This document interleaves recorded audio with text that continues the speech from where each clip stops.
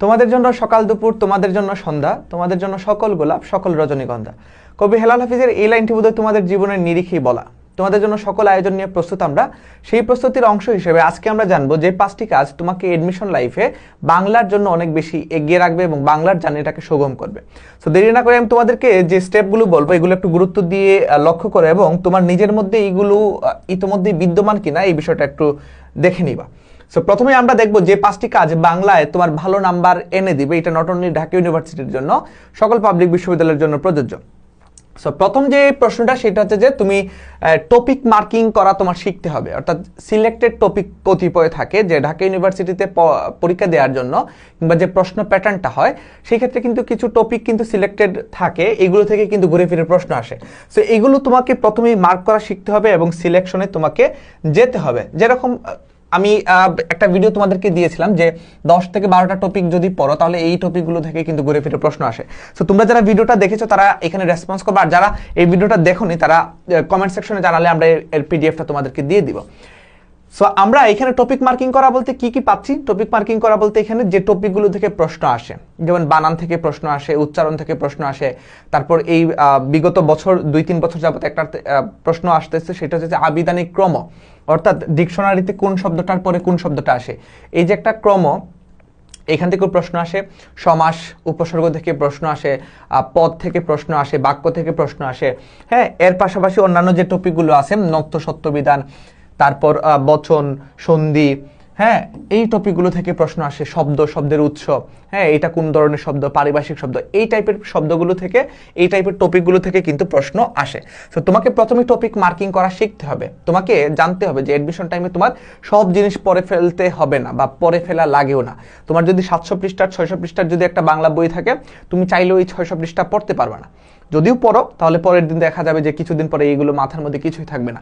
So selected টপিকগুলো তোমাকে প্রথমে বাছাই করতে হবে এবং তোমার যে পড়ার রুটিনটা আছে বা পড়ার টেবিলটা আছে, এই পড়ার টেবিলে কিন্তু এই টপিকগুলোর নামটা ভালো করে লিখে রাখতে হবে। তারপর সেকেন্ড যে জিনিসটা সেটা হচ্ছে যে নোট করে পড়তে হবে। ব্যাকরণ বা বাংলার ক্ষেত্রে তুমি মুখস্থ করে পারবা না, অনেক জিনিস আছে যেটা তোমার নিজের বুঝতে হবে। সো আমরা যখন পড়াবো কিংবা তুমি যেই কোচিংয়েই পড়ো বা নিজেই পড়ো না কেন, সেই ক্ষেত্রে আমার যে অভ্যাসটা ছিল সেটা হচ্ছে যে নিজের মতো করে নোট করে পড়তে হবে। আমি এডমিশন টাইমে আমার যে নোট খাতাটা ছিল বাংলার জন্য, এটা আমার এখনো আছে। সো এটা কিন্তু এখনো আমি দেখি এবং এই অনুযায়ী কিন্তু তোমাকে অনেক জিনিস তোমাদেরকে কিন্তু জানাতে পারতেছে। সো তুমি নিজের মতো করে নোট করে পড়বা, অহেতুক কোনো জিনিস হুজুগে মুখস্থ করার দরকার নাই। সন্ধি এটা মুখস্থ করার বিষয় না, উপসর্গ মুখস্থ করার বিষয় না। তুমি জাস্ট বুঝে বুঝে যদি এই টপিকগুলো, ব্যাকরণের যে টার্মগুলো আছে এগুলো যদি পড়তে পারো, আমার কাছে মনে হয় যে এইটা সবচেয়ে ইজি ওয়ে কিন্তু। তারপর তৃতীয় যে পার্টটা বলবো, সাহিত্য পাঠ লাইন টু লাইন পড়া। তোমরা দেখতে পাবা বিগত কয়েকটা বছর থেকে, আমাদের বছর থেকে 19-20 বা 18-19 সেশন থেকে যে প্রশ্নগুলো আসছে, এই প্রশ্নগুলোতে তারা কিন্তু সাহিত্য পাঠে জোর দেয়। সাহিত্য পাঠ বলতে কি, তোমাদের যে বাংলা প্রথম পত্র বইটা আছে, অর্থাৎ বাংলা প্রথম পত্রের যে সাহিত্য এবং সহপাঠ বইটা আছে, এখানে তোমরা অনেকে জিজ্ঞেস করে যে ভাই শর্ট সিলেবাসে পড়বো নাকি ফুল সিলেবাসে পড়বো। তাদের উদ্দেশ্যে বললাম যে তোমরা অবশ্যই শর্ট সিলেবাসে পড়বা, ঠিক আছে। শর্ট সিলেবাসের যে 7টা গদ্য 7টা পদ্য আছে এইগুলো ভালো করে পড়বা, ঠিক আছে। ফুল সিলেবাস এখন পড়ার দরকার নেই, প্রশ্ন মোটামুটি শর্ট সিলেবাস থেকেই করে।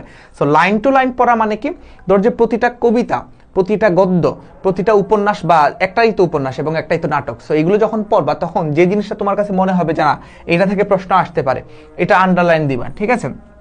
ফুলের নাম, পাখির নাম, তারপর ধরো যে রেইনকোট গল্পে যে বিভিন্ন স্থানের নাম, ঢাকায় কয়টা স্থানের নাম উল্লেখ করা হয়েছে, হ্যাঁ, তারপর বিভিন্ন তারিখ, গুরুত্বপূর্ণ তারিখ, হ্যাঁ এই যে বিষয়গুলো আছে এগুলো একটু নোট করে করে পড়বা এবং লাইন বাই লাইন পড়বা। সো আমার কাছে মনে হয় যে এটা সবচেয়ে বেশি ইফেক্টিভ হবে। ফোর্থ যে বিষয়টা সেটা হচ্ছে যে বিরোচনের সময় দেয়া। তোমরা জানো তোমাদের যে প্রশ্নটা আসে এখানে 1/3 প্রশ্ন কিন্তু আসে বিরোচন থেকে, অর্থাৎ 3/1 ভাগ প্রশ্ন আসেই ওই সমার্থক শব্দ, বাগধারা, প্রবাদ প্রবচন, বিপরীতার্থক শব্দ, পারিভাষিক শব্দ, হ্যাঁ তারপর বাক্য সংকোচন কিংবা এক কথায় প্রকাশ যেটাকে আমরা বলি। সো অবশ্যই তোমরা যে জিনিসটা অনেকেই এটা গুরুত্ব দাও না সেটা হচ্ছে বিরোচনের সময় দাও না, ব্যাকরণ একদম পরেই যাও।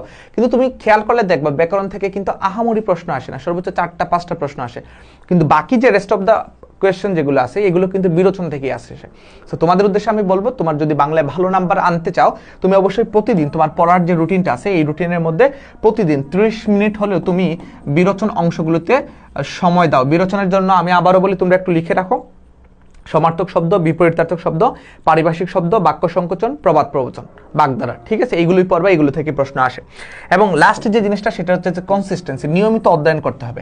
দেখা গেল যে তুমি বাংলায় মনে করলা যে বাংলা অনেক সহজ, বাংলা পরীক্ষার 1 মাস আগে পড়বা কিংবা 15 দিন পরে রেখে দিছো, পরবর্তীতে কনসিস্টেন্সি নাই, এটা করা যাবে না। তুমি যদি বি ইউনিটের হও তাহলে মানবিকের অবশ্যই তুমি, তারপর সি ইউনিটের যারা তারা কমার্সের। সো এই ক্ষেত্রে তোমার মনে রাখতে হবে তোমার যে অন্যান্য যে সাবজেক্টগুলো আছে এগুলোর পাশাপাশি তোমার কি করতে হবে, এগুলোর পাশাপাশি তোমাকে অবশ্যই নিয়মিত অধ্যয়নটা বাংলার ক্ষেত্রে রাখতে হবে, ঠিক আছে। আর অবশ্যই নিজের প্রতি যদি কনফিডেন্স থাকো, আত্মবিশ্বাসী থাকো, সেটা অবশ্যই তোমাদেরকে ভালো একটা নাম্বার আনতে কিন্তু সহায়ক ভূমিকা পালন করবে। এবার তোমাদের উদ্দেশ্যে যে জিনিসটা বলবো সেটা হচ্ছে যে আমাদের ডিউ চ্যাম্পিয়ন বেসের কথাটা তোমরা অনেকে হয়তো বা জানো। সো এই ডিউ চ্যাম্পিয়ন কোর্সে আমরা যে জিনিসটা তোমাদেরকে দিচ্ছি সেটা হচ্ছে যে বি ইউনিট এবং সি ইউনিটের শিক্ষার্থীরা, তোমরা জানো যে এই বি ইউনিট এবং সি ইউনিটের শিক্ষার্থীরা কিন্তু এখানে বি ইউনিটের এরা 120টি ক্লাস এবং সি ইউনিটের 200টির মতো ফ্রি লাইভ ক্লাস পাচ্ছ।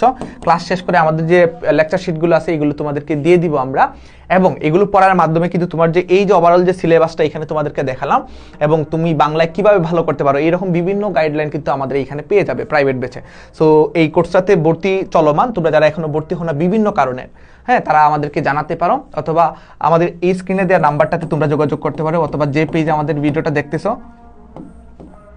এই পেজে তোমরা ইনবক্স করলে বিস্তারিত তথ্য কিন্তু তোমরা জেনে যাবা। সো বাংলায় ভালো করার জন্য আবারও এই জিনিসটা একটু রিমাইন্ডার দিয়ে রাখো, স্ক্রিনশট দিয়ে রাখো, এই জিনিসগুলো তোমাকে অবশ্যই অবশ্যই এখনই করতে হবে। সো সবার জন্য শুভকামনা রইল, আল্লাহ হাফেজ।